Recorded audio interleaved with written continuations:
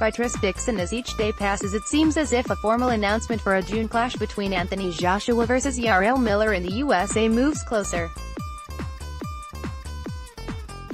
There had been high hopes, albeit with low expectations, for Joshua to unify against WBC champion Deontay Wilder, or go on to an all-British clash with Tyson Fury, given Team AJ had Wembley Stadium reserved for April 13. Then, as Wilder and Fury neared an agreed rematch, it left Joshua's old rival Dillian Whyte, as the man many felt the triple champion would stare down next. Sky and Matchroom would have had a big sell on their hands to get 90,000 into Wembley for April 13, not because it was Whyte but because it was not Fury and it was not Wilder. The public appetite is whet for any of the following: Wilder Fury, Joshua Wilder.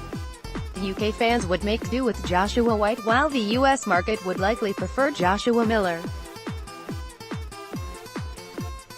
And so here we are.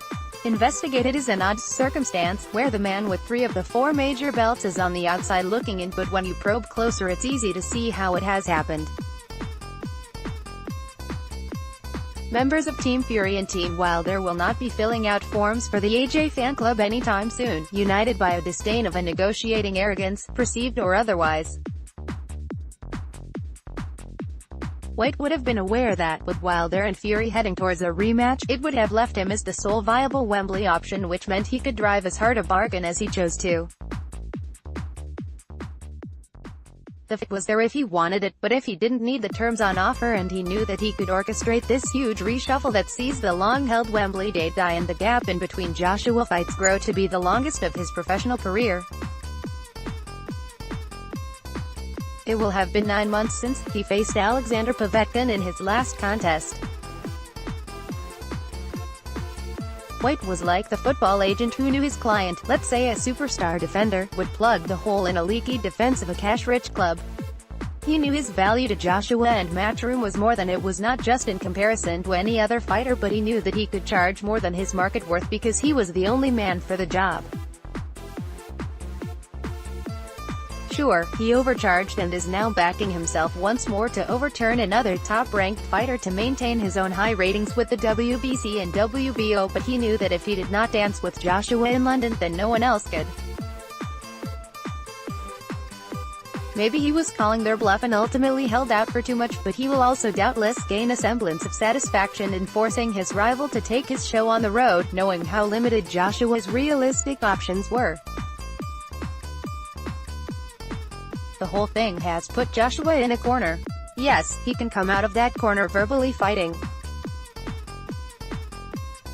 Yes, his management and PR team can limit any perceived damage. Yes, they can put a spin on the Miller fight and the meaning behind it, and yes, they can keep telling us the narrative about it being time for Joshua to crack the US market. It might even add to his overall commercial value by the time it's all done. But the truth is, no one, bar perhaps Miller and those standing to make hefty financial gains from the fight, wants it, certainly not as a first choice. Not Joshua, not promoter Eddie Hearn, not this writer, and not the person reading this.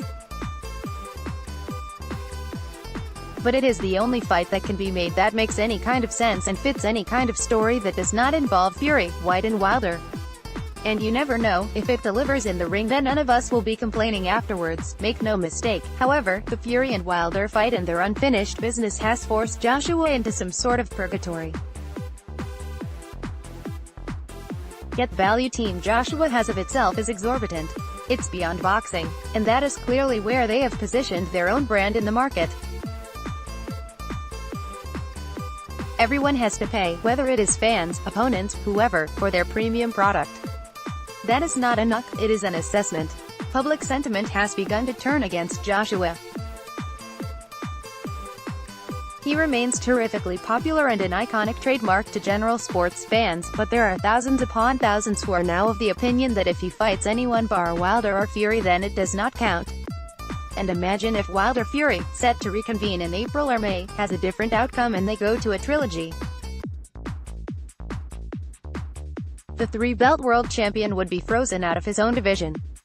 Of course, we know in this sport that, to almost every fan's detriment, these fights do eventually happen, just far further down the line than we would like. We want them now, but since when did the fans really matter at the top of this sport? We will wait, as we always do.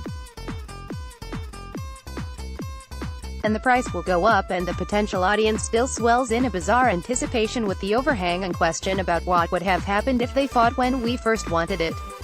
But for all intents and purposes it looks as if it will be Joshua Miller in June, with a bold attempt to steal some thunder from the aftermath of Wilder Fury 2. And the AJ launch into the USA will create a good deal of intrigue for those interested in seeing how he is truly received in America, at the box office and on DAZN in a primetime slot. And let's not be fooled, Miller scarcely has a walk-on role with that, even though he is likely to play an active part in talking up a storm. Joshua will go through the usual US talk shows, having to explain why he was not a part of the big fight a month or two earlier, while saying he is not overlooking Miller and trying to sell that product. But there will be detractors who do not understand why Joshua is in this almost self-imposed wilderness. And unfortunately for him, it has become fashionable to slate his every turn and negotiation.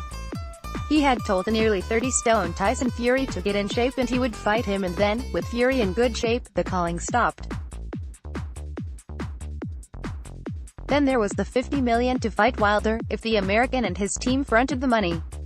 Team Wilder said the money was on the table and it still did not happen. Then it was how he'd fight Whyte if he couldn't get Wilder or Fury, because, according to the Matchroom 2 fight announcement with Wembley, boxing was coming home, and he did not want fans to have to travel. Now, according to Whyte, there is no Whyte. So Fury got in shape, the $50 million did not count, there is apparently no Dillian rematch, Wembley has gone. If Miller was not a priority for Joshua or his team, why should he be for the fans? Yet you see the business. Joshua will push DAZN and they will push him. It's a good fight for them and, of course, they need it. And if it increases his market value in the US, it will only assist in him turning the screws on potential opponents, squeezing down their prices by percent after percent. That's the business. That's boxing. But there will come a point when the noise will be deafening and the public will insist upon a unified heavyweight world champion, and the champions will have to give them what they want. Sadly, that time is a way off yet.